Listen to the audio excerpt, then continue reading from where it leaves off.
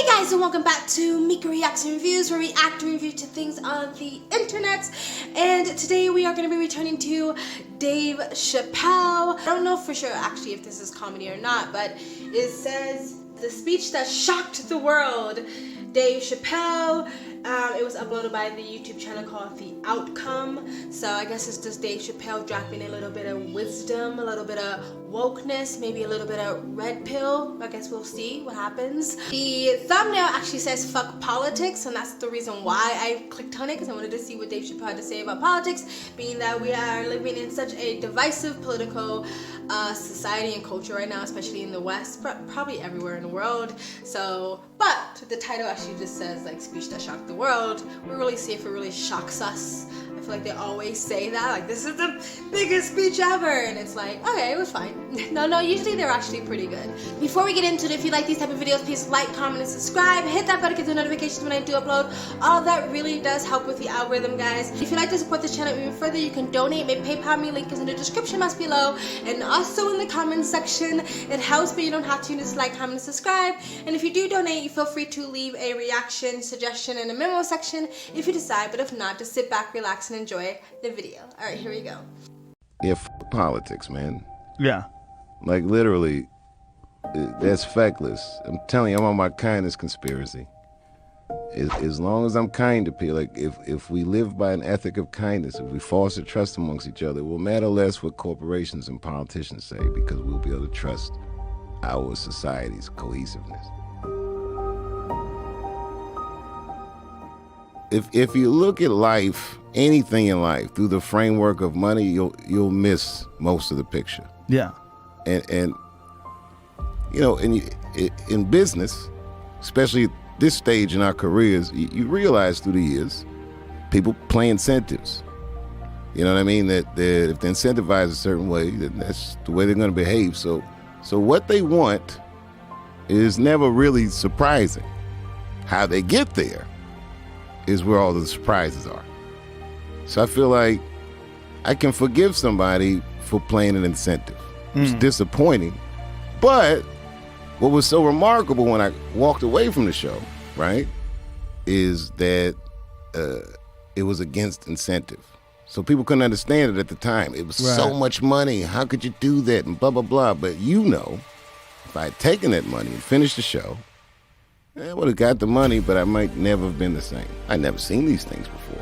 I didn't see anyone else do this and get back up. I didn't see, you know, and the drum beat is, he's crazy, he smokes crack, he's this, he's that. Yeah. It was a wild experience. The way people close to you react to it, like I had failed or I ruined my life. You know, and then you know, when you're cold, that phone don't ring that often. Right. And then I had over a decade of sitting in that choice, but I didn't languish in just that experience. I started doing stand-up for much better reasons than making it. I still enjoyed it. I started seeing the places where I was performing.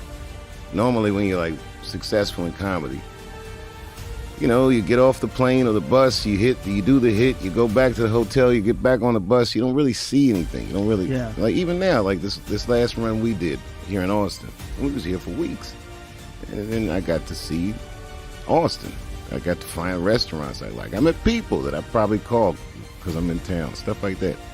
And it was like that all over the world, not just the country. I started going around and just seeing the world. I got overwhelmed with this idea that none of my information was firsthand. I just read it in books or heard it from friends, and I was eager to just see something for myself.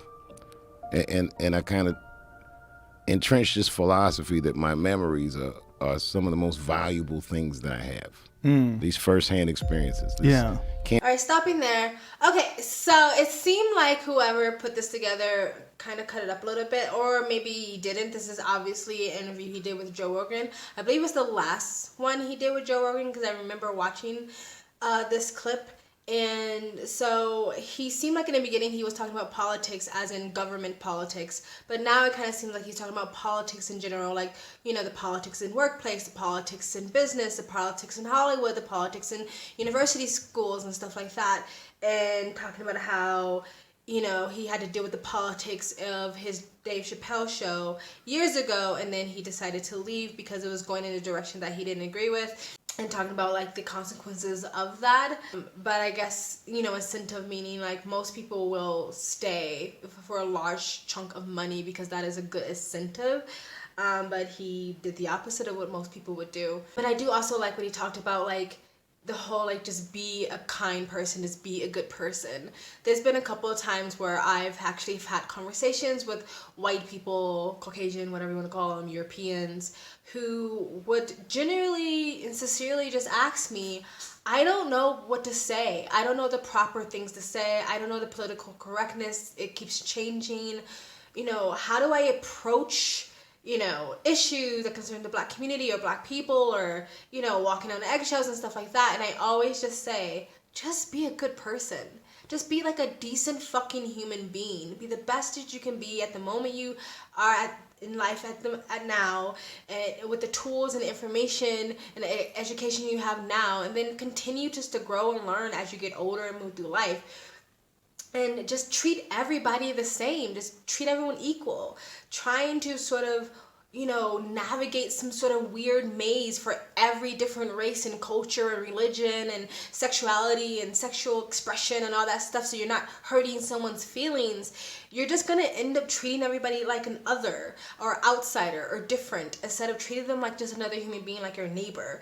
And so just be a fucking good person at the end of the day. Like, I'm not a utopist. I don't think that, you know, if you had no laws or something like that, everybody would just, you know, whittle down to their basic instinct and all just be really good people. I do think people can be really horrible, dark, and evil. But for the most part, most people are good people. And we don't really need tons of regulations and government interference and a bunch of wokesters on Twitter to regulate how to be a good person.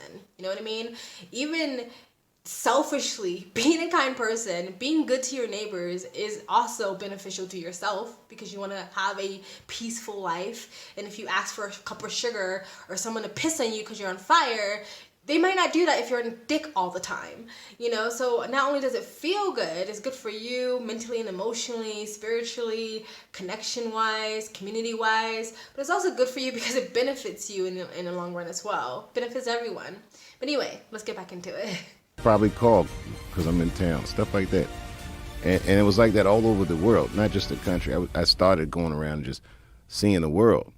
I got overwhelmed with this idea that none of my information was firsthand. I just read it in books or heard it from friends, and I was eager to just see something for myself. And I kind of entrenched this philosophy that my memories are some of the most valuable things that I have. These firsthand experiences. Can't take that away from if I reminisce on a nice day, then, you know, it feeds you. Remembering something is neurologically almost identical, I've read, to experiencing it. If politics, man. Yeah. Like literally, that's feckless. I'm telling you, I'm on my kindness conspiracy. As long as I'm kind to people, like if we live by an ethic of kindness, if we foster trust amongst each other, it will matter less what corporations and politicians say, because we'll be able to trust our society's cohesiveness. Yeah. But if you politicize these things, it's going to become increasingly difficult to come to an understanding and agreement. Yeah, it's getting tribal here. I don't know. More than ever before. Funny? I don't even really know what you politically believe or don't believe, but who gives a fuck? I get along with you every time I see you. I mean, you're funny, you're a nice dude, we laugh about shit, we learn shit from each other. You're from Boston, I'm from DC, two very different types of places and types of cultures. This culture of comedy, this common denominator, makes me feel like we're of the same tribe. For sure. And there's trans people in my tribe, and there's white and black and Asian and all kinds of people, and all of them are committed to this concept of levity, and we all get there different and interesting and unique ways. And what's wrong with that? It works. And we say terrible shit to each other all the fucking time. Everyone's fine. Alright guys, that was Dave Chappelle, Fuck Politics, the speech that shocked the world. I don't know if the world was shocked, but I agree with what Dave Chappelle was saying. He did hit on what I was just saying previously. When you try to politicize everything or make everything a policy, you just create actually more division than you do cohesiveness and than you do unity. When you're constantly bringing up new social rules on how to be woke and how to be politically correct, people just start to just like, I'm just not gonna talk about it, and I'm not gonna even interact with that group of people because I just don't want to make a fucking mistake, and I don't want to be canceled, and I don't want to be called a phobic or whatever. You know what I mean? And I've met people like that. That's even happening in the workplace, where more men are just not going to business dates or business trips or golfing and stuff like that with female employees because they're just like, I don't even just want to deal with it. You know what I mean? Like, people are just like, I'm just not going to even talk about it. I'm going to stay away. So it's actually just shutting down conversation, which is going to shut down understanding and communication and empathy. And it's going to create more division because you're trying to like politicize and politicize whatever, and put all these rules and labels on everything instead of just letting people fucking talk, come together, ask questions out of curiosity without a fear of you freaking out because you said the wrong fucking thing or pronoun or whatever. And so it's actually creating more division. It is not bringing people together. Support for Black Lives Matter has gone down. The support for trans community has gone down. And it's because all of these fucking woke ass activists keep shoving shit down your throat, and instead of trying to come to you with a full heart and educate you, they're coming to you with the judgment and labels and name calling and McCarthyism. I think McCarthyism is when you just label somebody without proof. I think I said that right. Let me know in the comment section if I got that right. Trying to sound intellectual. So I totally agree with him. Like, most people are good people. Just leave it alone. You know, stop meddling so much. And I also agree with him. I've mentioned this a million times, but I travel, I live abroad, I've been to multiple countries, and I am telling you, besides the time I was in my theater company when I was a teenager, some of the best years of my life. And when I look back in the 7 years I've been traveling, it's like, I can die tomorrow. I don't want to, knock on wood, but I feel like I've lived a full life. And even when I edit my old travel footage, it's like I look back and I see everything I did and the people that I met and the conversations that I had and experience that I gained. Even if I never see those people again, I'm gonna always have that experience. You know what I mean? And so travel, I mean, I highly recommend it. I know it's difficult these days, but try your best. Anyway, guys, that's it. Tell me what you think. Do you have your own input, or do you have your own opinion of what Dave Chappelle or I said? If you do, please let us know in the comment section below. Like, comment, and subscribe. Hit that bell to get the notifications when I do upload. All of that really does help with the algorithm, guys. And if you'd like to support this channel even further, you can donate. My PayPal link is in the description box below and also in the comment section. Of course, it helps, but you don't have to. You can just like, comment, and subscribe. And I also have a second travel vlog channel, as I just mentioned. I travel as a lifestyle, live abroad. So if you'd like to know where I am in the world, please go in the description box below, and also in the comment section, hit the link, go subscribe to my travel vlog channel, and or follow me on Instagram. My stories is usually what's most up to date, and I will start uploading travel videos onto my travel vlog channel soon. I have like 20 plus videos ready to hit public. I'm just editing them. Alright, so you guys have a good day. Bye.